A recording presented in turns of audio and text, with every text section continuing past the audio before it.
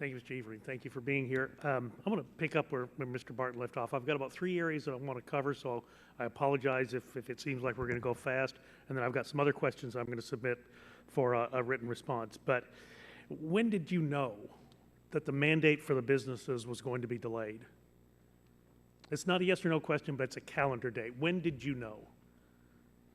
Mr. Burgess, I knew that this transition relief would be granted sometime last month, in the month of June.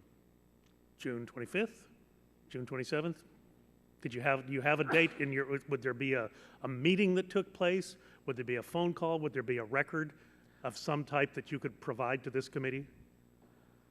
Congressman, I don't recall any specific meeting or phone call. May I ask that you call. Look at your logs and your records and see if you can refresh your memory and provide that to the staff at this committee? Now, let's move on because I got a lot of stuff to do, and we've already discussed how slow I talk.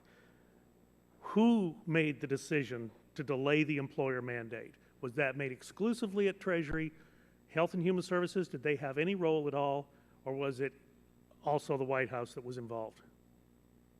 Now, you told Mr. Barton that the White House was aware. Were they actually actively involved in the decision-making process?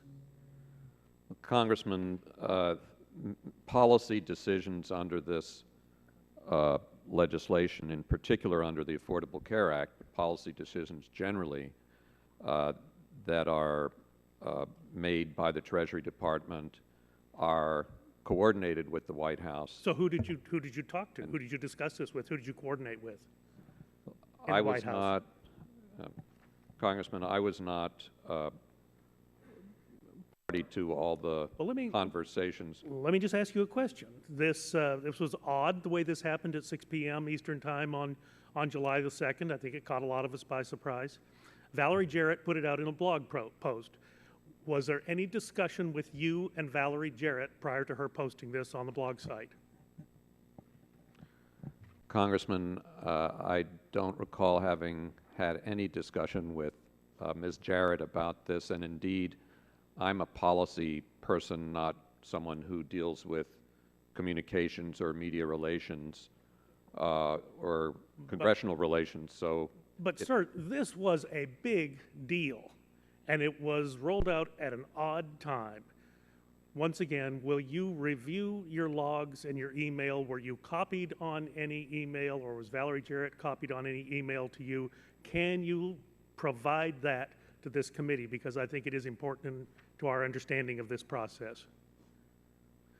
Congressman, I'm not the person at Treasury to respond to the question what we can, sorry, to the question well, what fine, we can subpoena all of your records if that's what you'd prefer. Congressman, we are happy to cooperate with the committee, and I'll refer this to the people at Treasury who would be dealing with this. The reason this is important is we had Secretary Sebelius and Mr. Cohen from Center for Communications Insurance Oversight here in this committee at the very end of April. From them, no delay, we will be ready, it will be on time. I specifically asked Mr. Cohen about contingency plans. I specifically asked Mr. Cohen, are you planning on any delay? Are you planning on narrowing the scope of what's provided? And even after I reminded him that he was under oath, he replied no. So somehow between April 30th and June 25th, that all changed in a big way. And what we're trying to understand in this committee is how did that happen? What was the process? What was the trigger that occurred that caused such a massive change from no delay, we'll be ready, to wait a year? Do you understand the concern?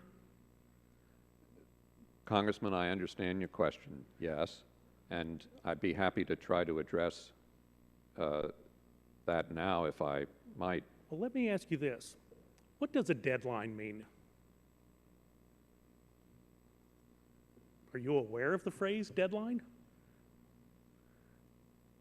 Congressman, we try our best at the Treasury Department to comply with the statutory timeframes and deadlines. We had a request here from, many requests from the plan sponsor But community. let me ask you this. I mean, a lot of times we're accused of writing gobbledygook in our laws.